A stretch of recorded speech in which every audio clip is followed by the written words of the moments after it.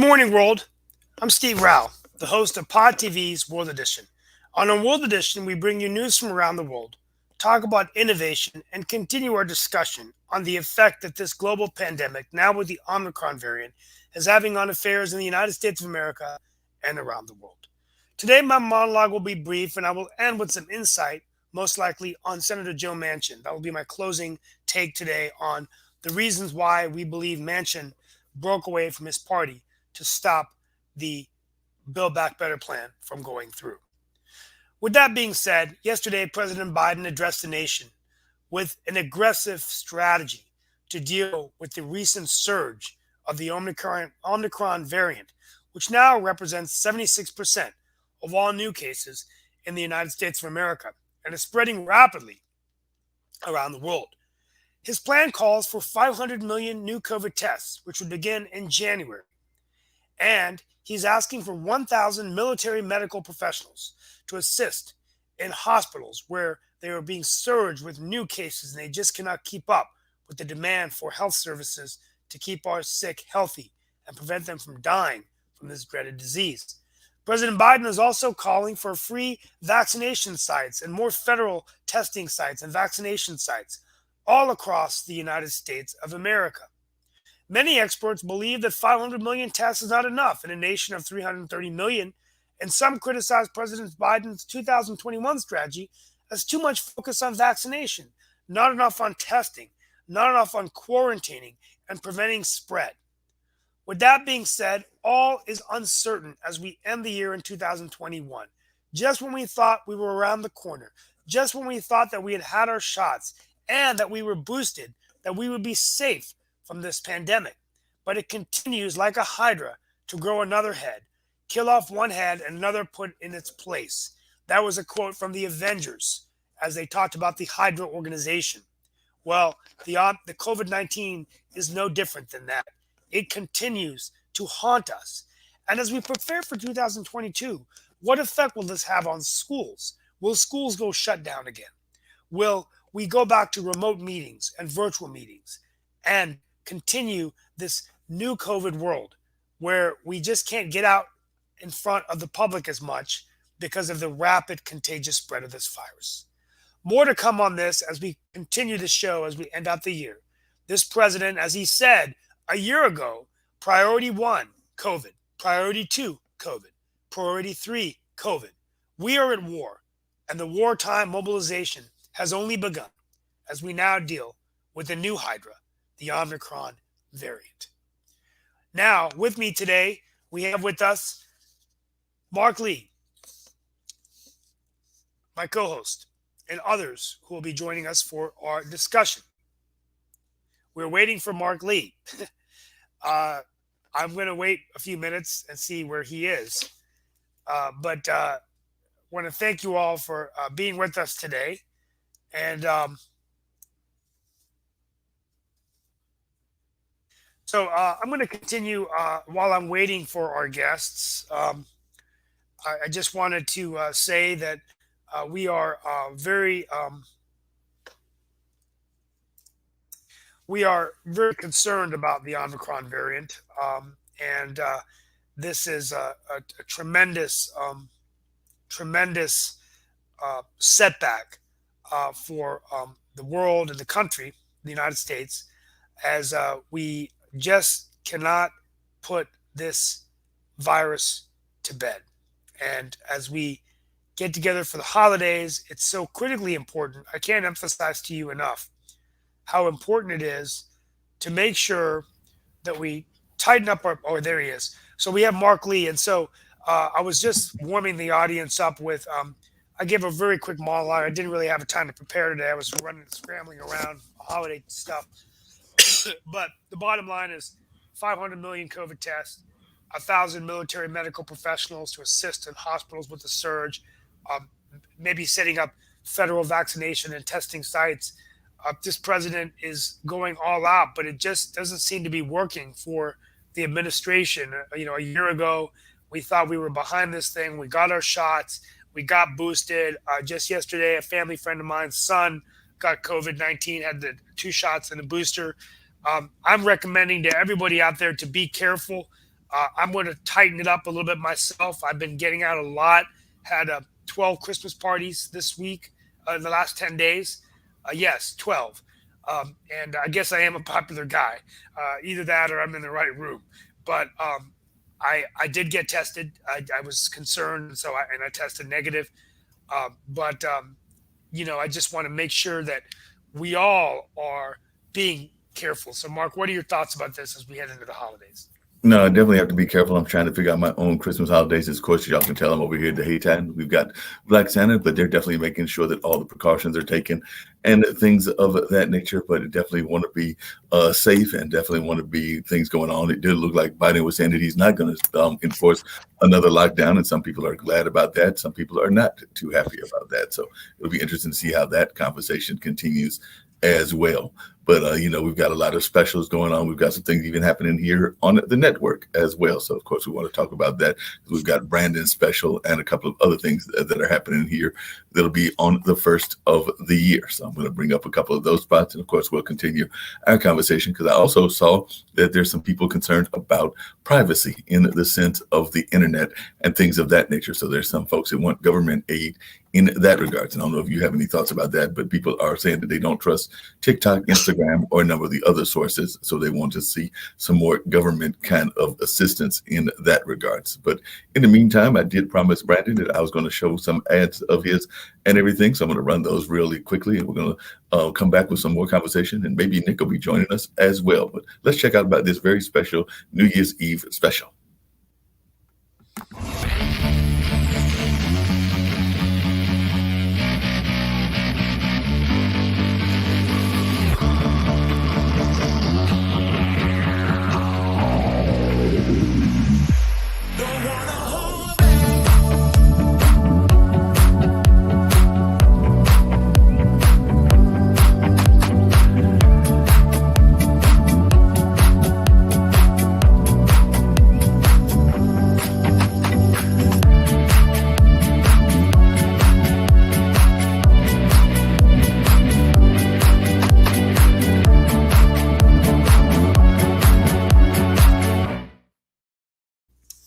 Yeah, it looks fun. I think I'm going to stay in on New Year's. It's called Omicron. I would usually go out to a couple parties, but I think we all should just try to border on caution.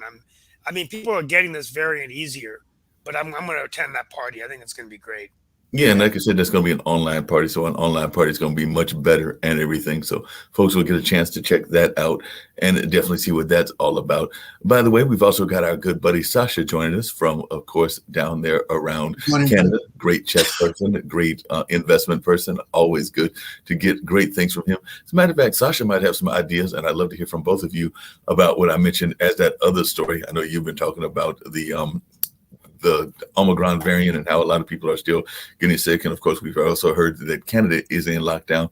But one of the stories that I brought up to Steve earlier, Sasha, was how a lot of folks are not trusting Instagram, TikTok, and a number of the other social media sites, and they're afraid for their privacy. So therefore, they would like the government to add some privacy issues in there as well. So I was just wondering what the two of you think about this whole idea of privacy and whether the government should be the enforcing agency in trying to make the privacy happen, because a lot of times people are concerned about how the privacy is impacting their own lives, and they would like to still use these tools, but they're afraid that those big institutions may be having too much control over access. So Sasha, I know that you're an investor and you've invested in some of these kind of companies, but what are your thoughts around this whole privacy issue, and should we be concerned when we have so many people using these tools?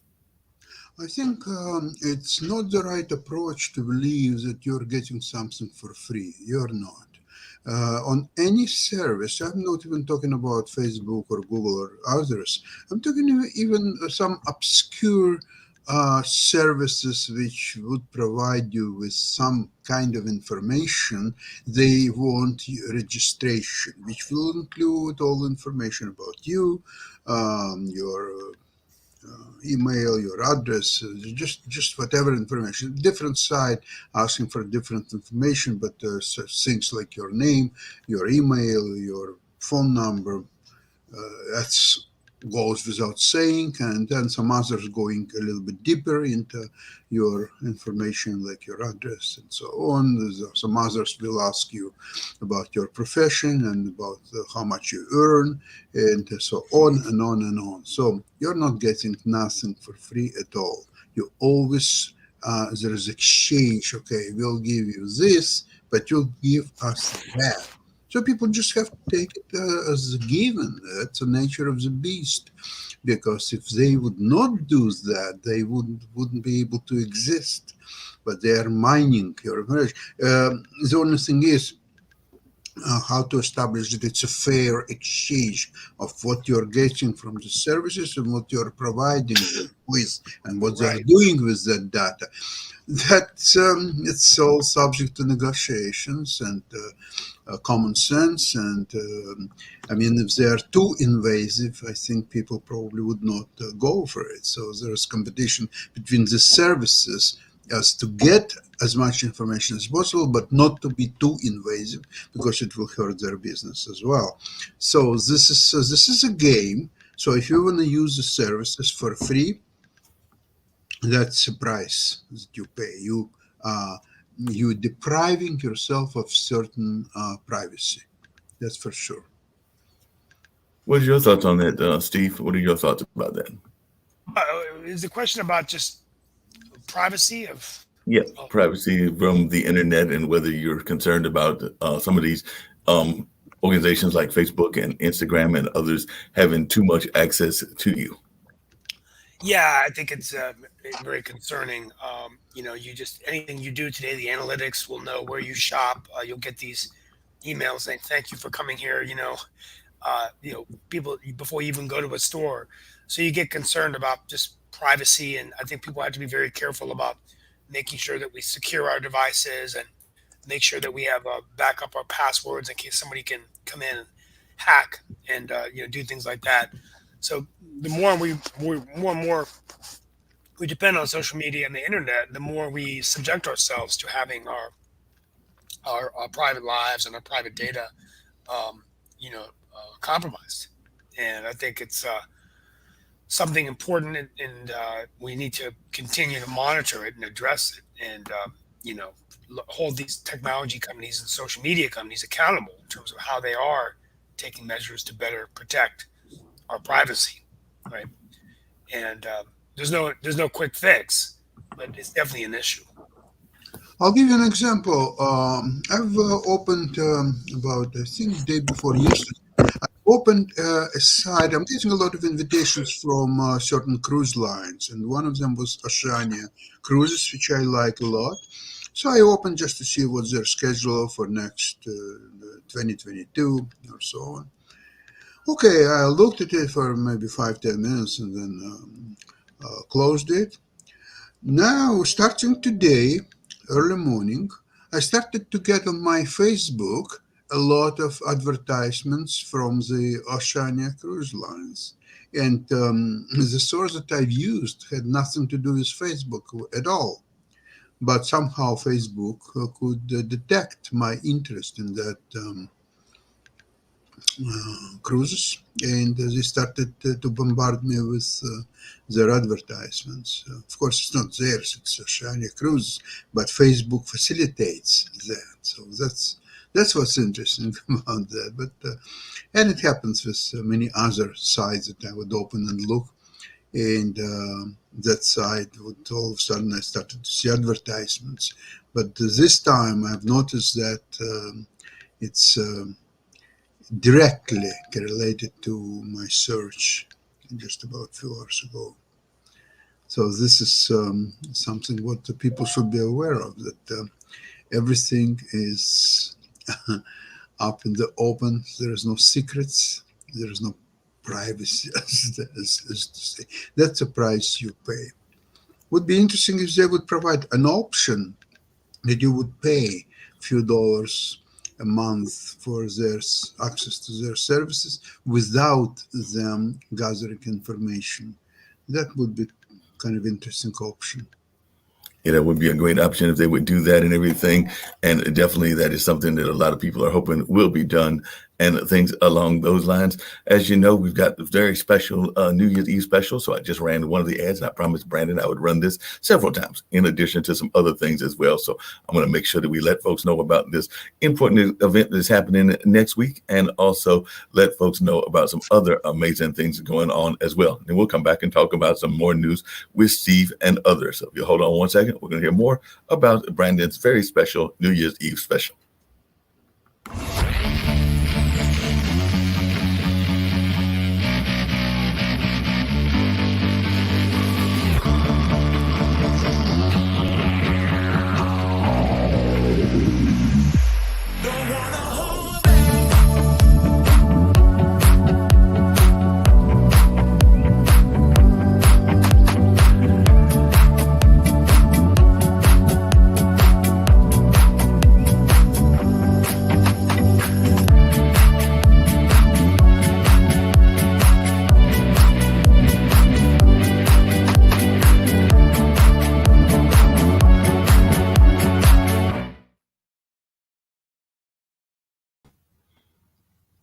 Where is everybody?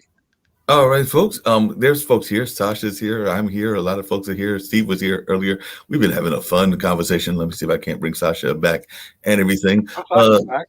Yep, Sasha's back. We'll see if Steve pops back as well. You know, I'm multitasking. I'm also at the Cultural Arts Center where Black Santa is. And of course, we had that interview with him earlier, and that was a great conversation where he let out a lot of the secrets, including the fact this is going to shock you.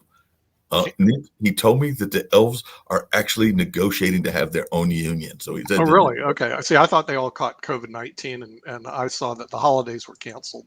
As a matter of fact, no, that's the latest thing I saw because COVID-19. I did see Steve's monologue on my other monitor, so I was watching the show because I got another monitor over there that watches it. Well, I'm waiting for another appointment. So then the other appointment's delayed. It's in Alpine, Utah.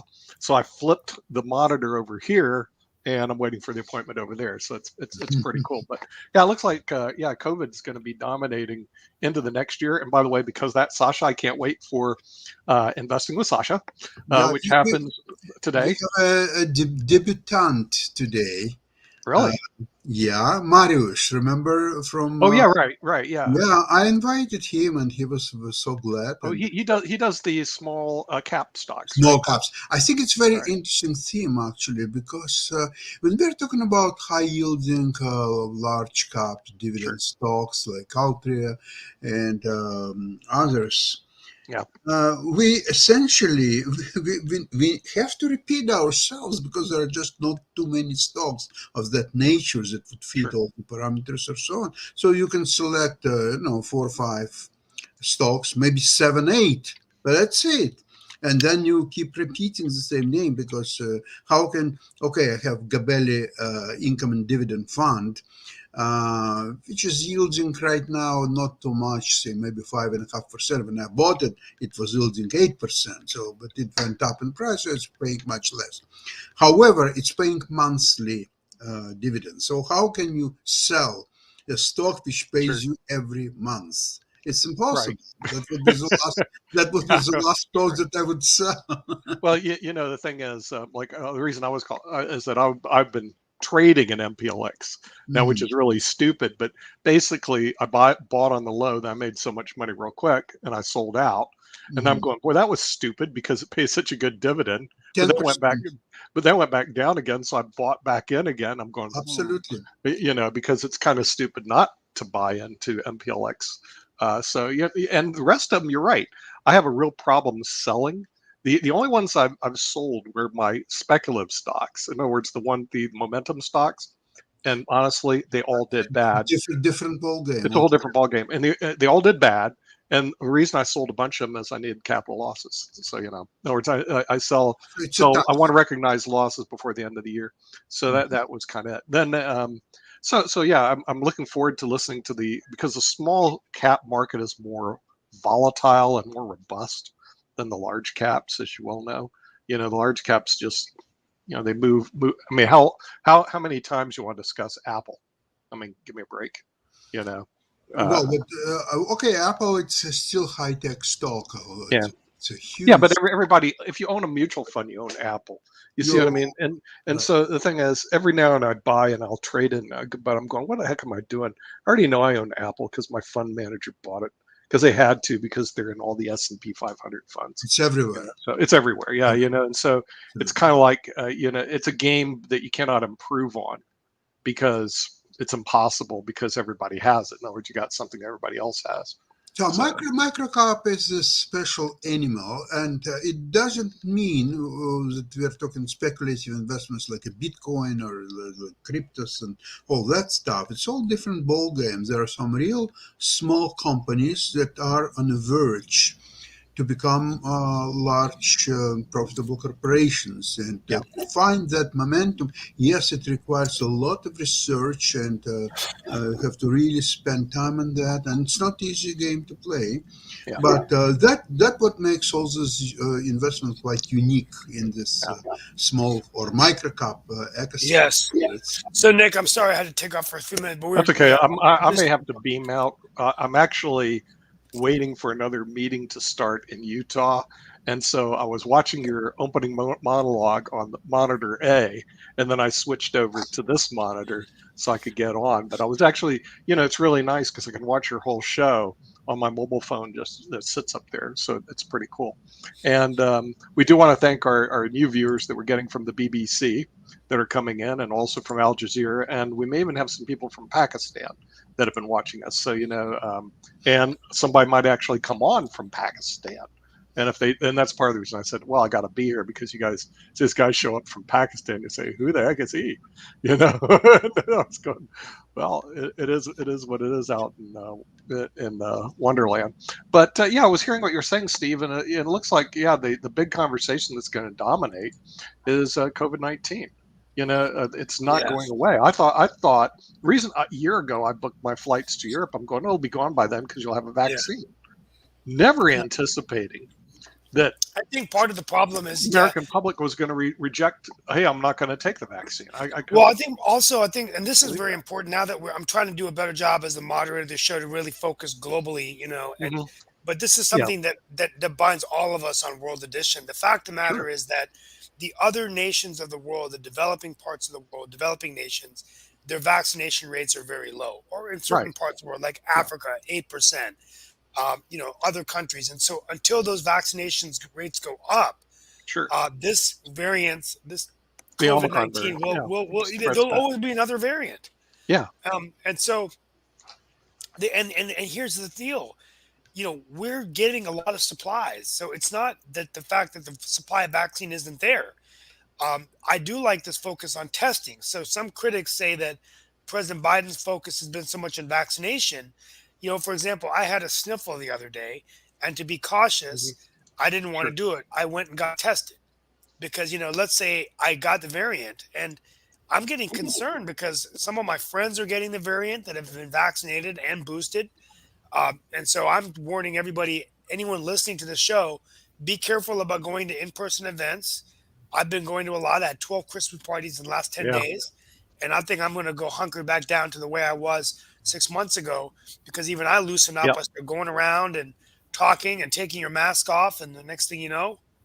Yeah, no, I understand. I actually didn't go to 3 out of 4 Christmas parties. And when I went to, I grabbed the food and I left. I mean, and I felt like that was rude. But at the same time, you got to be real careful because just because you got vaccinated and boosted, it doesn't necessarily mean you're not going to get the virus. You can still get it.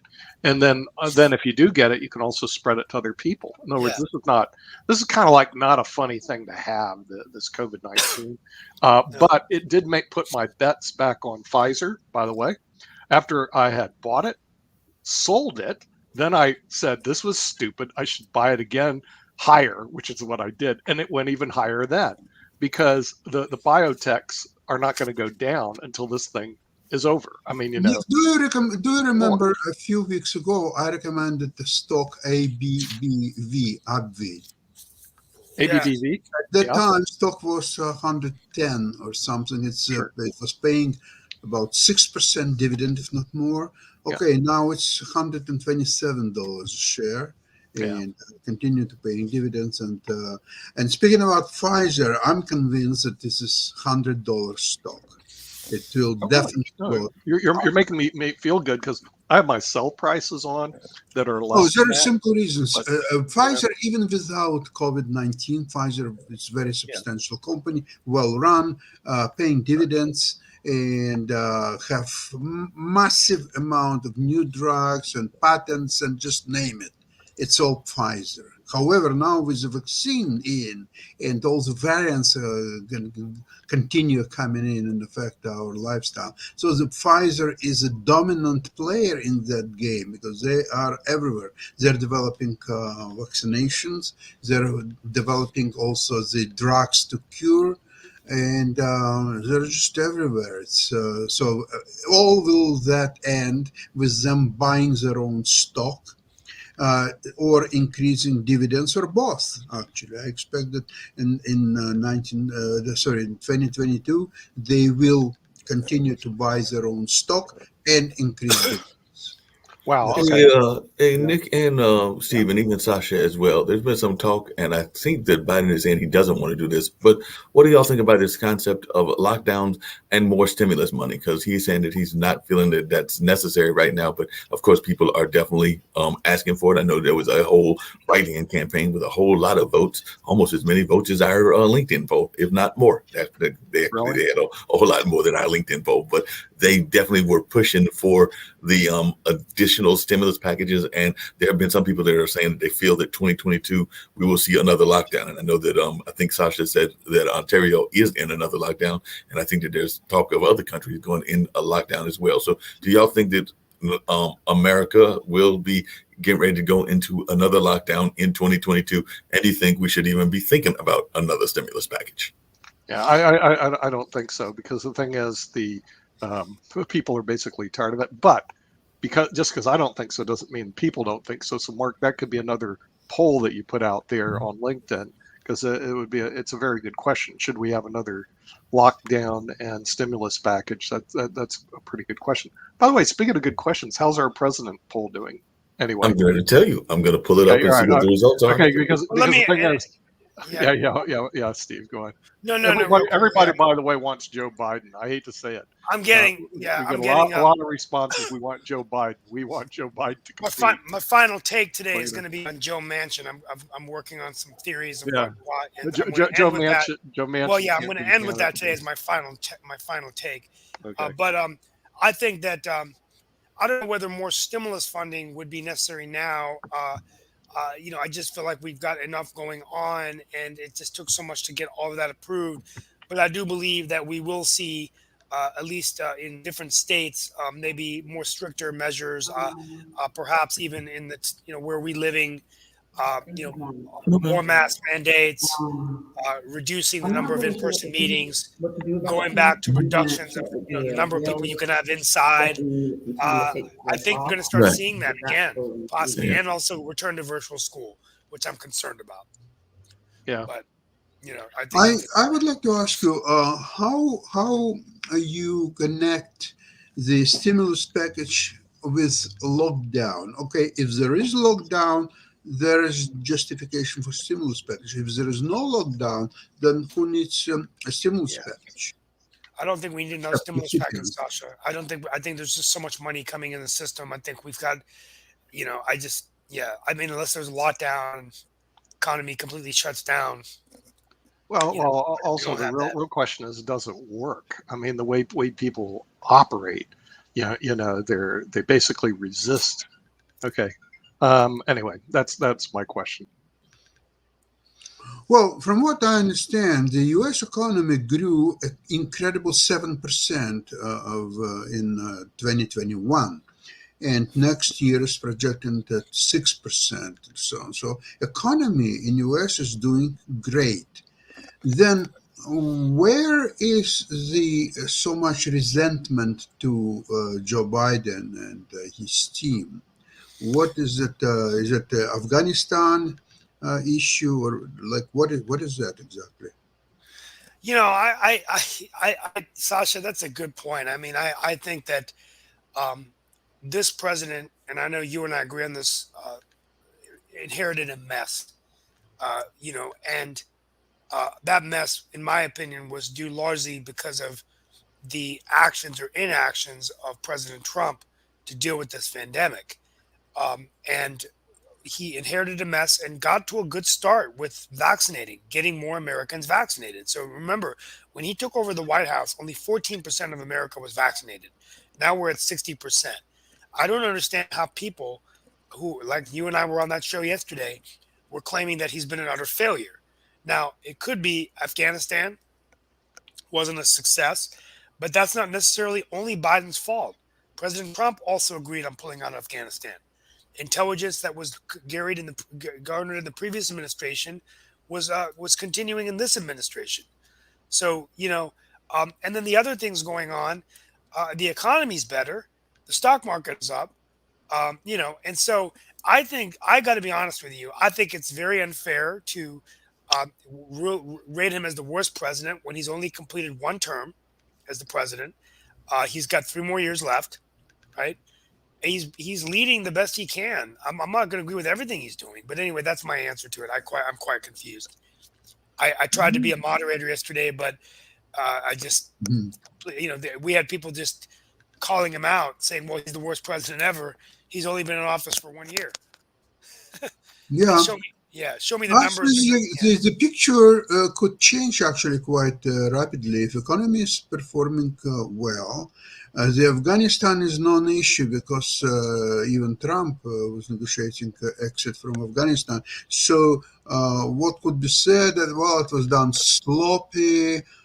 He didn't consult his European partners, but this is really non-issue. It's neither here nor there. So he decided to do it the fastest and the painless possible way. He did the best he could, and that's the end of story. Yeah, it could have been done better.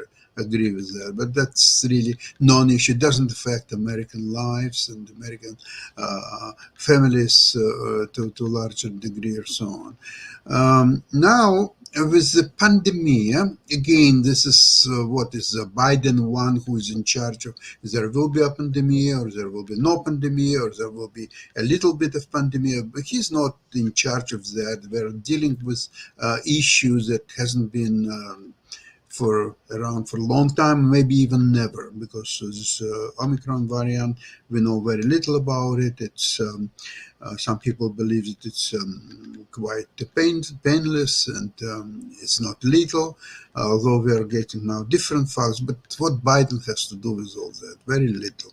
So the only thing is what he can do. Another lockdown? Probably not. Hopefully not. So I think the economy will continue to perform well. He is doing fairly well on international scene, holding Putin. Uh, Putin is scared to start anything on international scene, like invading Ukraine or anything like that. So I really don't know what people so much grudge against Biden. I really don't. But again, if you're talking about people who voted for Trump, yeah, okay, sounds you can explain. So the same people they're against Biden. That's fine. That's neither here nor there. yeah, I Mark, we were Sasha brought up a good point, and we're going to continue our conversation over this, but you know, we believe, and I'm trying to be as objective as I can here, as a moderator, that um, for the worst of all time presidents editions, that we don't really understand how you can already just go out of the gate and say Biden was the worst president when he was sworn into office. Only 14% of America was vaccinated, and today 60% of the country is vaccinated. Right? That was all under the leadership of Joe Biden's administration, not Donald Trump. Right? Afghanistan, President Trump agreed as well to pull out of Afghanistan. And so it could have been flawed data, not only from Biden, but previous American presidents had Afghanistan wrong, including Obama, right? We never really had a good strategy. So I think it's unfair to criticize him on that. And the economy is better, stock market is up. Um, and so, yeah, we have gas prices, inflation, all these things. But why wouldn't we give him 3 more years to show and then assess him after the term than automatically saying he's the worst president. I mean, Especially in a view that Clinton did very poorly in his in the first, first 2 years in the office, left yes, the House or so on, and yet he was reelected. and a lot can happen in 2 years. Let's say this pandemic, let's say that this plan that he has does work, and we get more testing, and all of a sudden we get it down, and COVID is defeated, and all of a sudden, he's hey, it's all about timing. Politics is all about timing, right? It's going to be a bad year for him next year, but in many ways, I think that it might be a good thing because then he's got a chance to come back strong in 2 years. See what the Republicans do when they're in power, controlling the House and the Senate if that happens, right? Anyway, I know many people disagree with me. I'm trying to be objective here. I'm not trying to throw President Trump under the bus. But Mark, do you have any thoughts? No, I would agree with y'all. Definitely a lot of people, Clinton's first couple of years were not all that great. And he definitely bounced back even despite the scandal that he was part of and everything. And definitely we've seen some other presidents that didn't always have the best beginning. I'm not sure how a lot of people felt about Reagan when he first came in. I know I wasn't the biggest Reagan fan, and I was in college at the time that he was in office and everything. And I'm still maybe not his biggest fan, but I've seen some of the things that he did that were beneficial. And the same thing with Richard Nixon. I was definitely not a Nixon fan and all of that. But, there have even been some things done by, and I consider myself a lifelong Democrat, but there have even been some things done by the Democrats that I didn't necessarily approve of. I mean, a lot of people forget that when it comes to drone attacks, one of the people that was most involved in drone attacks was none other than President Obama. President Obama was very much involved in those drone attacks, and that did not exactly ingratiate him with a lot of the progressives and the other communities out there, because they definitely felt that that was him letting the military dictate what we should do. And a lot of people are not the biggest fans of drones and them being used as a weapon and all of that. But, a lot of people were very critical of him in that sense. But overall, I do think he was a pretty good president. I might even put him in the great category. But, even the great ones have had their flaws. There's no doubt that JFK had some flaws, and there's no doubt that even the Roosevelts, and a lot of times they're put in that great category as well, had flaws. And I mean, even Abraham Lincoln had flaws. And I think a lot of people consider him one of the great ones as well. So it'll be interesting to see how this continuation of the conversation goes on and things along those lines. I see Nick had bounced off while I was running errands here where I'm located at today and everything. But he did ask me earlier the results of the poll. The numbers are actually pretty interesting. Right now, Trump is having an overwhelming lead. He's got about 47%. Obama's coming in second at 26%. Carter has dropped down to 18%. And Andrew Jackson is at 8%. And Obama has one of the highest approval ratings of Gallup polls exiting the presidency. He's above 50%. In fact, the Gallup polls have Clinton and Obama as the top U.S. presidents in the modern era.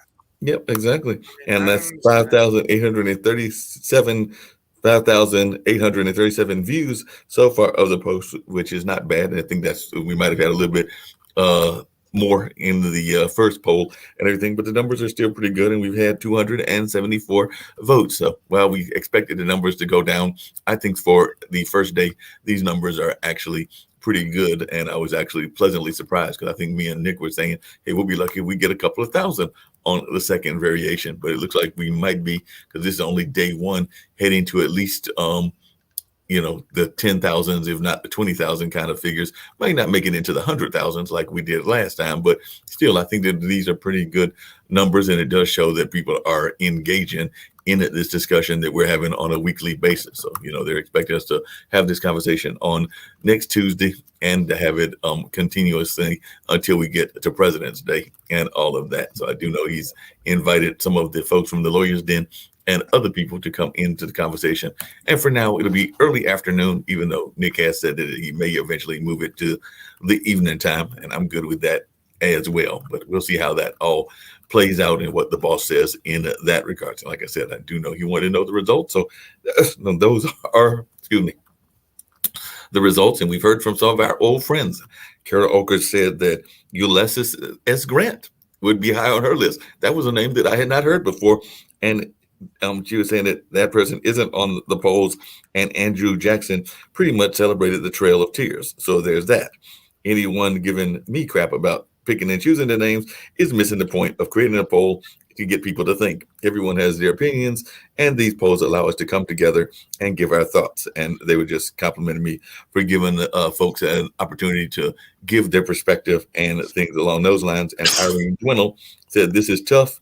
Jackson reinforced the South's need for slavery as human capital, and she called Trump in modern time just inept." So that's what some of the comments are. And you were right. We have at least one or two people that are saying, "Why isn't Joe on the list?" And that's actually a direct You from know, Aaron London. I follow the January 6th investigation. Mhm. And remarkably, a few days ago, Liz Cheney, who is a Republican, You're right. she made like very direct accusations of Trump being inspirator and organizer and chief executive of the uprising on or resurrection on January 6th. If that's correct and will be supported by facts, and I think Cheney wouldn't say that without straight facts available to her. So obviously, you have to put a lot of weight in her words. Then Trump would be in a class of himself because he is basically a president who turned to be a traitor, a criminal, and I would even would never put him with the people like even Nixon or others because whatever Nixon did is a child play, it's a kindergarten stuff compared to what Trump masterminded. So in Yeah. this case, I would actually have the same competition for the worst president of the United States without Trump, and whoever would win this would pair him against Trump as a one-on-one match, like chess championship match. To And you actually bring up a good point, Sasha, because if you want to bring in the concept of traitors to the country, I think that there's only been a few presidents that have even been accused of that. I mean, definitely one of them died in a duel because, definitely uh, folks along those lines might be, well, actually, was Alexander? No, maybe not. But definitely, people that have run for office were those that are traitor. I'm trying to think of anybody that was president. Can you think of anybody, Steve, that was accused of being a traitor even in the early days? Because I can't think of like maybe Jefferson or Washington or Lincoln or any of those maybe being accused of being a traitor. And I'm trying to think of somebody that was a president that would have gone that far. And it is a valid point, and a lot of people have brought that up, whether he has been, a traitor to the country, which would be a whole different category. And that would definitely, I think, rate you as one of the worst if you're a traitor to your entire country. But Yeah. historically speaking, can you think of any that would Richard have been Nixon. accused Richard Nixon, I think, is the closest, in terms of just Watergate and how it was handled, and it may not be as serious today, but I do think that he basically committed treason, or covered everything up, and I think he was considered a traitor to his country. And he well, didn't he resigned because he realized that he was going to be impeached. And so anyway, I think in our history, Richard Nixon, and it took a long time for our country to. Hey, real quickly before, I just want a couple of things to talk about the news. President Biden praised Donald Trump's recent comments about boosters. He did encourage schools to stay open. Um, and what I found to be interesting, we talk a lot about uh, solar energy and sustainability on the show, but President Biden's administration has approved two projects in California, solar projects that would generate enough power for 132,000 homes. And not a rumor, but Russia is selling the idea of war with Ukraine to its citizens. And some people are giving a shout out to Prime Minister Modi of India for, despite a struggling economy, uh, he's focusing a lot on clean tap water, and that's scoring him some real points in India right now. Uh, and I've had there's an organization in North Carolina that I work with called Carry the Water, Global Hope India, and they're doing a lot promoting clean and providing for abundant or increasing the supply of clean drinking water in India, right? But those are some things. And Eric Adams actually postponed his inauguration, the mayor-elect of New York, which I Yeah, found that Now, really. makes it. let me add something to what you're saying that Russia is preparing for the war with Ukraine. Um, That's what they're saying. I why? don't know. Well, if you take 1,000 years of history of Russia, there were Please. nothing but wars. There were wars with everybody, with Poles, with Sweden, with Germans, with on the East Front when they were occupied, actually all Siberia or so on. It was nothing but wars.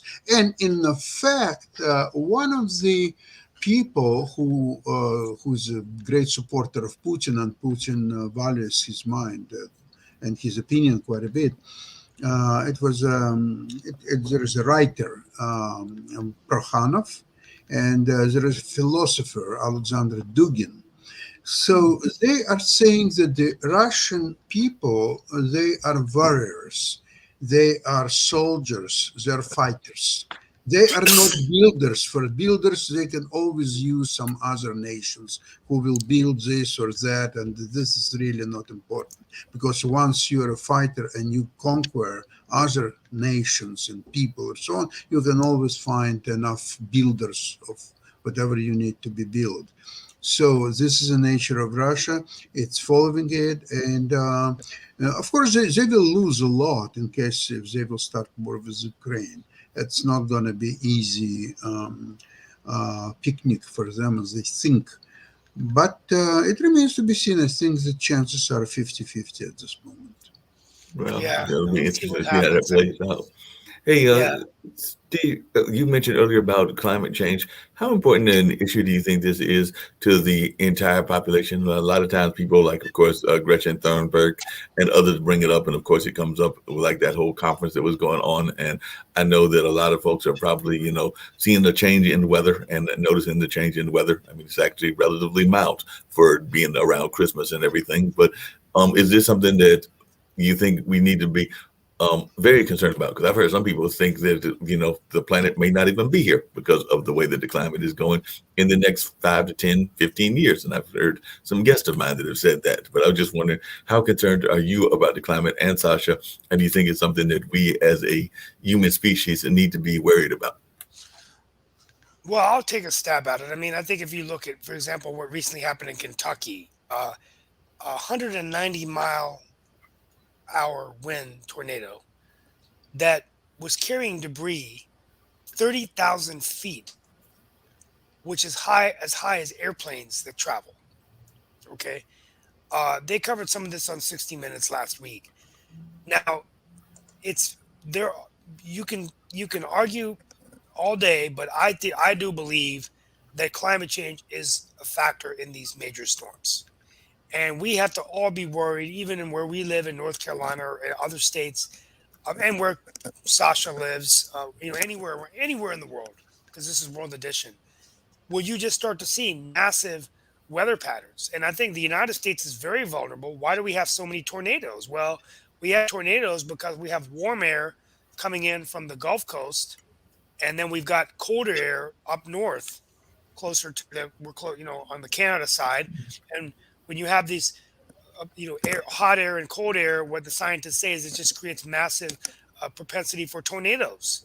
So what if we see more tornadoes like this, and how does it affect us? Well, if you're poor and you're unemployed and you don't have a job and you're sick and your house is destroyed through a tornado, what do you do? Where are you going to live? Right? Um, Now people deny it, but I mean that's my long answer to your question. I think, and how do we use technology and data to predict? So if we know that the temperature hits a certain amount, can we go back and look at what the temperature was on the day of the tornado? I mean, I'm not a meteorologist, but there's got to be a way of us looking at that so that during these times we can actually say, look, we may have a tornado. I mean, we have tornado warnings, Mhm. but we might need to be even more proactive, so that we're prepared. Because this could happen even in North Carolina, as Yeah. warm as it is. What if a Steve, tornado? Right. I found there Sorry. is a little bit of contradictions to what you've presented. I'll tell you what. So your theory about the cold air with hot air creates, of course, tornadoes conditions, which is true. However, with the climate change, if Canada will be much warmer than it was historically and even today, then there wouldn't be cold air coming from Canada. It will be mild air, maybe even warm air. So there would be less conditions for tornadoes. What do you think? I think that's a good point. I'm just claiming what I sort of heard on 60 Minutes. I would encourage people to go watch the show. It was last week, but that's a good point, right? The old joke, not to put fun on this, but I think you also the hot air we need to worry about is what's coming out of the capital of Washington D.C. There's enough. There is, but There's there enough is hot. one, Steve. But with the climate changes, there is one very serious geopolitical issue. One is that it's been known for for years that Arctic region has incredible natural resources wealth. Incredible. Nobody is even can exactly calculate what it is, but it is substantial. We're talking about the oil, gas, maybe even the industrial metals, gold. Who knows what is there? So it lies in proximity of a few nations who are there, which are, of course, Russia, it's Canada, it's Iceland, Denmark, some Scandinavian countries, and all that stuff. However, U.S. cannot stay away from that, and through ownership of Alaska, actually, it also can participate in that region. However, U.S. never had icebreakers ships, really seriously. Like Russia has several atomic power, nuclear powered, very large icebreakers, and especially now with the climate getting warmer. It's becoming more viable attempts to exploit the reaches of Arctic, so US started a program of building icebreakers finally, and once it will have a few icebreakers, it could definitely participate in the war for the Arctic reaches. Yeah, I mean that's a good Well, point. I mean, Mark, I'm gonna well. You guys continue. I'm gonna need about 2 minutes to do my Joe Manchin take. yeah. Just my synopsis, but keep going, guys. Is there anything else we want to talk about as we close out the show today? No, that was about it. I was going to say that, I was just actually looking up, and the only other people I can think of to come back to Sasha's point that was maybe even thinking about treasons were folks that were the founding fathers that were not presidents. And I was thinking about, of course, Alexander Hamilton. And sometimes people even forget the rich history of Alexander Hamilton because apparently he was the son of a Scottish individual and also was had West Indies roots as well. So there might have even been some African American parts of the whole history of the founding fathers. And I think that sometimes it's fascinating when we look at history, whether we even think about the heritage of the folks that are our so-called founding fathers. But apparently he was um, from a Scottish immigrant father and a British West Indies mother. So apparently he did have some roots in that culture as well. But we never hear that in the conversations when we hear about the founding fathers. So that might be something that we need to bring up, is learning more about our history and even the true nature of what that history was about. Any thoughts? Mm, No, I actually, mean it's it's interesting information. I was not aware of that, well, really. no, that's it. I'll have to think about that. But yeah, I think we always have to be aware of that. And if I was from Caribbean, darker Mhm. skin, but you see pictures of him being very white, so that's in the history books. So how much of his. But real quickly, let me go to my final take. I need a little bit more Yes, time today to get through this. Um, please. well, first of all, I wanted to just give you some observations about the recent vote of Senator Joe Manchin to vote no on the Build Back Better plan, which was quite a disappointment to progressives in the Democratic Party, along with President Joe Biden and others. Although President Biden has said that he will work with Manchin to address these issues and try to still push something through. Now, as a West Virginian, someone that knew Joe Manchin, and I've known him for many, many years.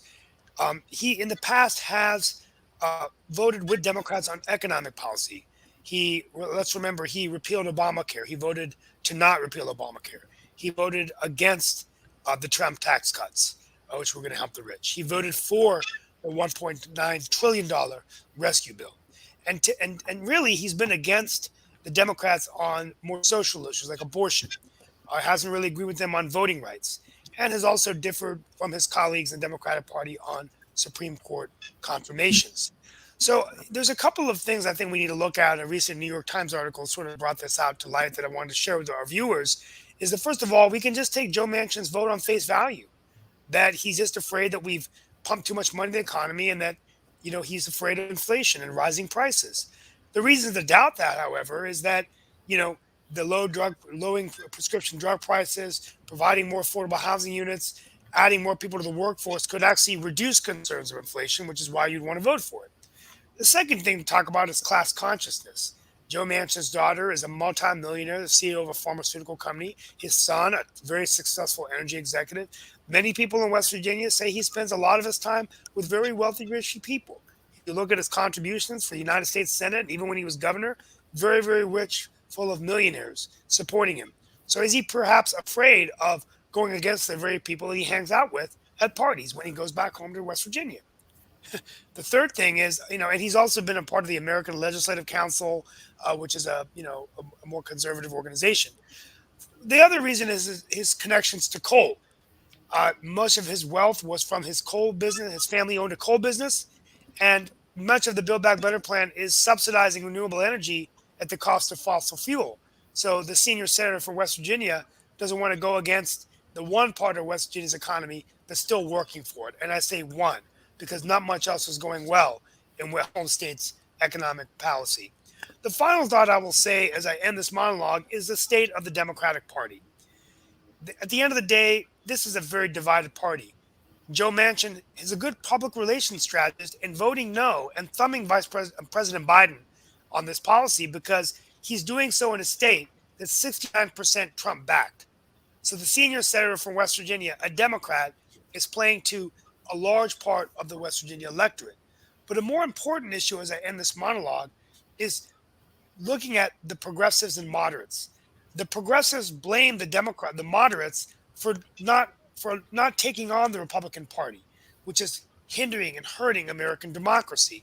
But the moderates, like Joe Manchin, say they're getting away. They're doing too much too fast, putting too much money in the economy, taking on abortion, guns, immigration, race, religion, and they just can't come to eye. But at the end of the day, terms on this. But at the end of the day, Joe Manchin has had people protest at his house, harass him in public. So could you blame him for not being so happy with the Democratic Party right now? Believe me, I'm a Democrat, and I know I spend more of my time sometimes dealing with people in my own party that are mad at me and trying to work against me than trying to help me win, even when I run against Republicans and independents. At the end of the day, that's politics. And that's my final take on United States Senator Joe Manchin. The reasons to justify why he did this and what will the cost be to the country. Steve, I think you've done a pretty good monologue on Joe Manchin. However, I don't think that you justified what he did. You explained. Explained, I didn't mean justify. But from his point of view, that's what I meant, right? But we'll talk about this tomorrow's show, and we'll continue to have this discussion. But at the end of the day, it could be just economic reasons that he doesn't want to go against fossil fuel. It's a big part of his base. Politics, you play to your base. But at the same time, he's really angered a lot of Democrats. It's going to be interesting. Now, the final thing I'll say, and then we really have to leave, is perhaps this is Manchin's way of, basically saying, okay, I'm not voting for it the way it is. Let's scale it. Biden's team comes back. They scale things back. And then he goes, look, I'm the moderate that brought us together to make this happen. Happy ending, good public relations. So there's someone in PR for Joe Manchin that is behind this. I want to find out who that person is, probably on their staff. But this could be a public relations stunt. That's my I take. agree, definitely. It looks like we're ready to head on out of here. I know that we've got later on Sasha's show, and he's mentioned some of the things that he's got going on. And we've got the online dinner party later on Yeah. today. And I know that I've got some very important guests, including a couple of authors, which is a husband and wife team that'll be joining me, and some other folks will be joining in that party as well. So we'll be Send me looking the forward link, to it. Mark. I'll join later today if I have time. All right, sounds like a good plan and Folks, we'll everything. be So back next week. We'll be back tomorrow for another edition. I'll be in and out next week, but happy holidays to everybody. Thank you all so much. sounds good. So we're going to get on out of here. And I know Sasha's going to prepare for his show, which is always fascinating and fantastic. So we're going to get on out of here, and we'll see y'all later. So definitely, everybody have a great day. Don't spend too much time spending too much of that money out there shopping, because there's still folks out there doing that shopping, I'm even going as they try to deal with I'm the going today. pandemic and everything. I'm going today.